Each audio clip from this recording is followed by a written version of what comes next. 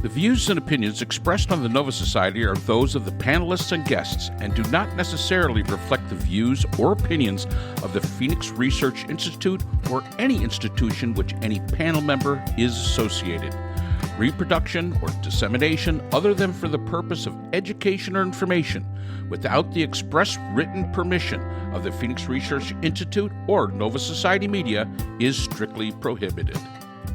Podcast. I'm your host, Dr. Brooklyn Ann Weldon, and I'm here with the panel, Dr. Scott Gershwer and Dr. Mark Bount, who will be discussing current events today. So, gentlemen, what is happening today and what is most on your mind? We have Syria that has been taken over, and Bashir al-Assad has run off to Russia, and I don't know, the ruble has collapsed. Kash Patel has his enemies list. Trump is calling Prime Minister Trudeau Governor Trudeau of Canada, and there's talk of Israel having invaded another country. We have a lot going on. So which of you would like to start off, and what is most on your mind? Where shall we go to next?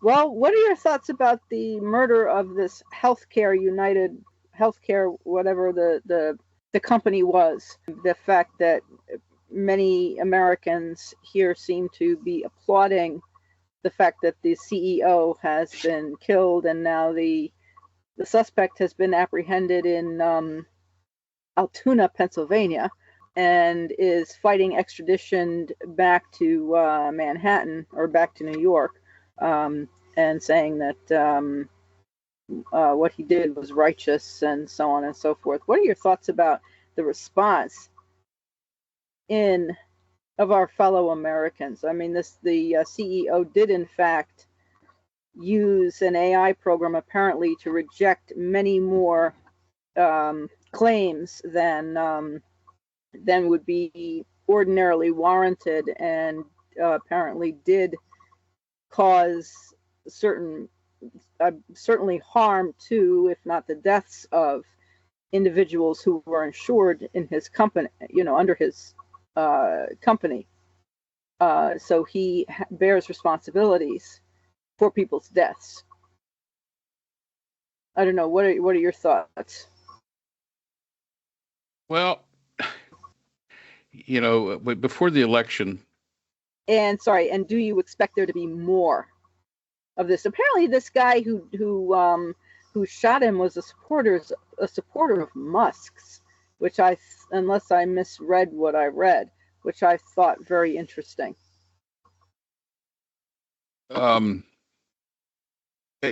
I guess I take this back to when the election was still up in the air, and we were in the election cycle, and thankfully that's over with. Scott always said he had faith in the American people. I'm sorry. I'm losing faith by the moment in the American people. I mean, something is not right. And, you can look at it and say something is not right. Throughout history, there have been people in power, financial power, that have taken advantage of the populace. That's just, hey, that's brutal capitalism. That's what you seem to want. That's brutal capitalism. But to applaud a murder, to me is absolutely, I cannot wrap my head around it. I don't care who you are or what you did or who you think somebody screwed over. Murder isn't the answer. And, I go back to 2016 when Trump said, I can walk into the middle of Fifth Avenue and shoot somebody, I won't lose a vote. I'm beginning to believe, back then I thought that was the craziest statement I ever heard. But you know what? I'm beginning to believe that it's possible. It really does concern me, the mood and the psychology of the country today on whole. And I can't explain it. That would be something we could bring in a psychiatrist or a psychologist or something like that. to give us answers. That's not our field, but I have no idea where people begin to believe that that this is acceptable. Is this the United States you want? Oh, you screwed me over. I'm going to shoot you. That's fine. Is that what you want? Because guess what? All those people applauding this, they probably screwed somebody over at some point in time, in one way or another. So, are they fair game? Again, we don't think about it as a society unless it directly impacts us. But you cheated somebody out of $10 at the store, and that store clerk catches you outside and says, "Hey, you cheated me out of $10. That's going to affect my job." Da da, bam, shoot you. Basically, it's the same. It's the same idea, and I have no answer for it. I cannot figure it out. And I don't honestly think I want to try to figure it out, because the more you think about it, the more scary it gets. Yeah, I think an underrated aspect of this is the fact that we live in a gun culture where where there's a Second Amendment remedy for almost everything. And we've seen this before, like a woman got gunned down in a Home Depot parking lot because she stole like a screwdriver or a wrench or something like that. And somebody took it upon themselves to be the vigilante who took her out. We've seen this kind of polarization, if you want to go there, after the basic gun issue that we have here. Way too many guns and way too many people willing to use them for whatever solution the solution to whatever problem that they have. The big thing is that it's a Rorschach test. It's people are looking at it and reading political things into it. Now, I don't have any, I disagree with our healthcare system. Okay. I think our healthcare system is a for-profit healthcare system, and there's a kind of insanity to that. And we're the only ones in the world, I believe, who do this. And that the profit motive is strong, and therefore, people have died thanks to being turned down for things that they need by our healthcare provider or payment providers, right? So there's something sick about that. But at the same time, the idea that like there are people who I'm guessing are mostly on the left going, hey, I understand. I mean, the jokes really were actually kind of amusing if they weren't so sick, that he was in a McDonald's, but if he had gone to a Waffle House, they would have hid the gun for him, that kind of thing. Or this never would have happened, if he had gone to Burger King instead of McDonald's or whatever. I mean, the jokes can be kind of amusing, but at the same time, it gets paired with the Daniel Perry Neely case in New York, where a homeless guy or a psychotic guy who was on the train harassing people, and a young man put his hands on, got him in a chokehold and choked him out basically, and the guy died. And he's being hailed as a hero by people on the right, which I also don't get. I mean, there's limits to how long you're supposed to hold a chokehold on people. And, anybody who's had a younger brother knows this, because you walked right up to that line and didn't cross it. And that it's really important to know when enough is enough. And other people were restraining Neely's arms, and that really should have been enough at that point. Just keep your body weight on him, put your knees on him, keep him down. Again, there's no reason to kill the guy. And so that becomes a polarizing situation. We saw it back with OJ back in the day, remember, where they had the split screen between Howard University and Texas A&M. And when they announced that OJ was found not guilty, Howard University went crazy and everybody's jumping up and down with joy. And at Texas A&M, crestfallen faces and people going, oh my God, I can't believe he got off, So we live in that kind of society where people choose sides, and there doesn't seem to be a lot of gray area. I'm here to tell you I'm in the gray area. I don't think that this person should have shot anybody. I understand his grievance. I also understand that he was, deranged. We'll get to the bottom of all the things that he went through with back surgery and what set him off. But there's it's not the right thing to do. Put the guns away, get rid of the guns, and let's have a civil society again. So it's a crazy aspect of our country. Unfortunately, it's a little embarrassing, and it's certainly something that I don't understand. Certainly don't condone. No. Does that help you, Brooke? Yeah, thank you. And I was Scott and Mark, and I was thinking about something that you brought up, and now I've forgotten what it was. Throw a lot of spaghetti at that wall, Yeah, no. Talk a lot of shit for somebody who talking in 2-minute rambles. Of this, where you're saying, Trump could go and shoot someone. I remember what it was now. Where you're saying a woman stole something small from a Home Depot. Remember that that was something that President-elect Trump was saying. That if someone stole something or was believed to have stolen something, that person should be shot. And when the looting starts, the shooting starts, and all that kind of stuff. Yes, he's very much a supporter of our Second Amendment solutions. Yes. So it seems that people are acting on what Trump has called for yet again. And I think that personally, I think that we can expect to see more of that, where someone steals something, whether it's something small, like in your example, Scott, and someone kills the person and shoots them out in the parking lot, or on their way out of the store, or just outside the door of the establishment.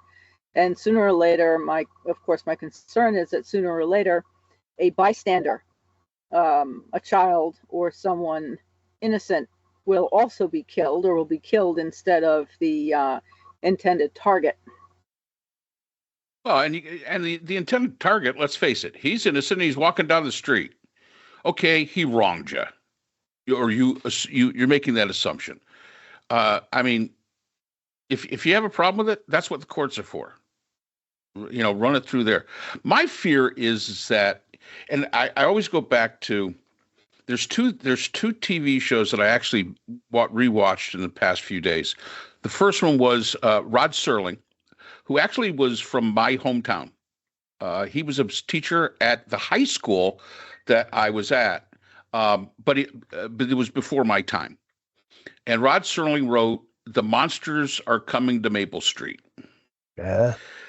To where they shut off the electricity, and they start pointing fingers at each other, and this group of friends, neighbors, at the end turn on each other, and of course you've got the guys with the two heads sitting up the top saying that's all you got to do, just plant the doubt into their minds, and there you go. This is what will happen to the people. The other one I watched was, and I'm not a fan of the movie, but it just, for some reason, I want The Purge.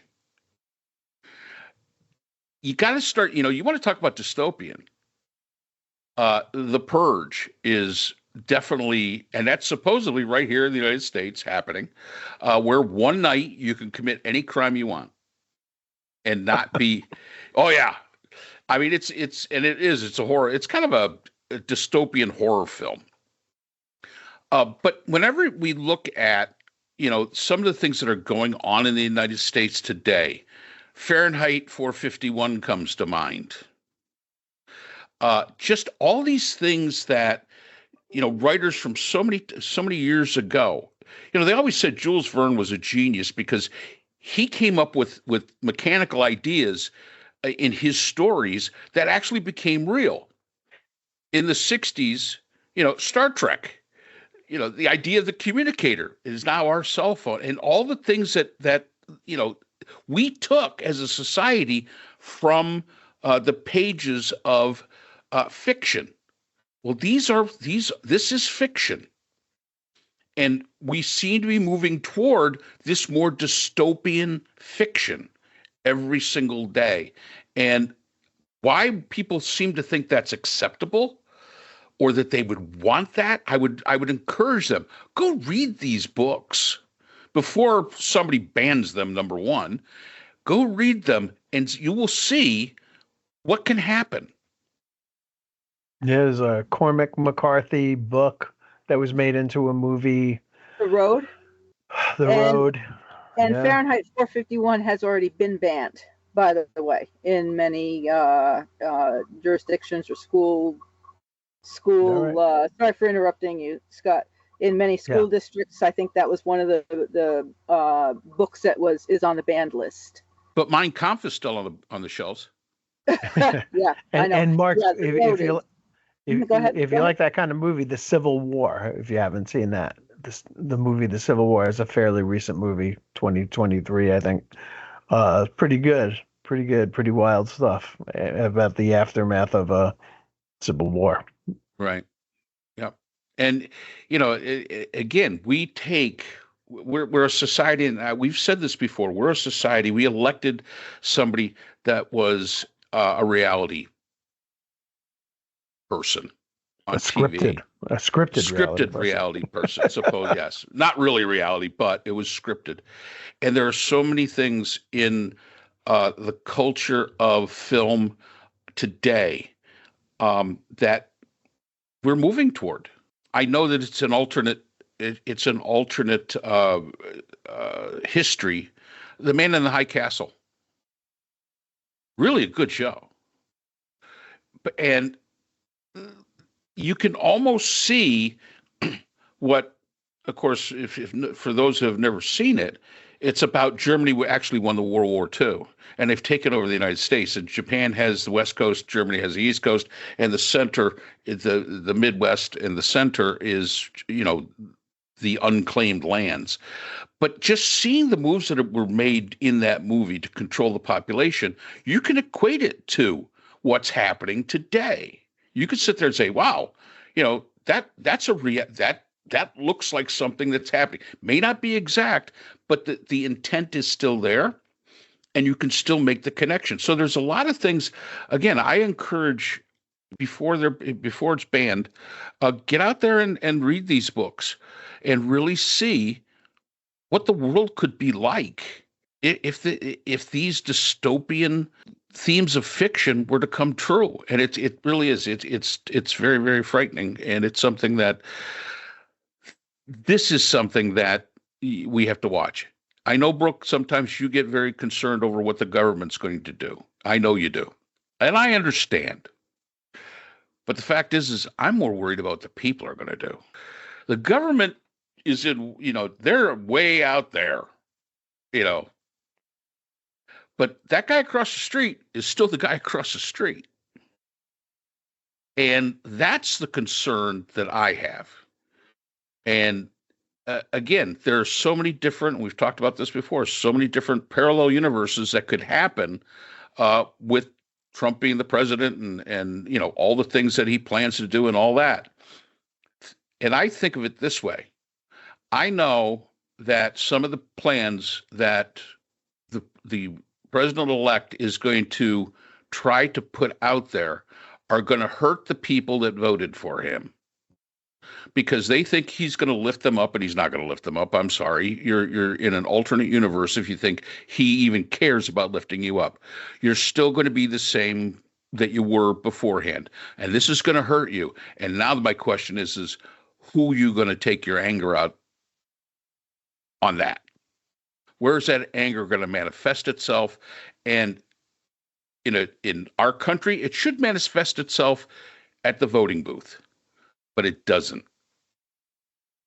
It will manifest itself in the streets, and that's something that definitely concerns me quite a bit.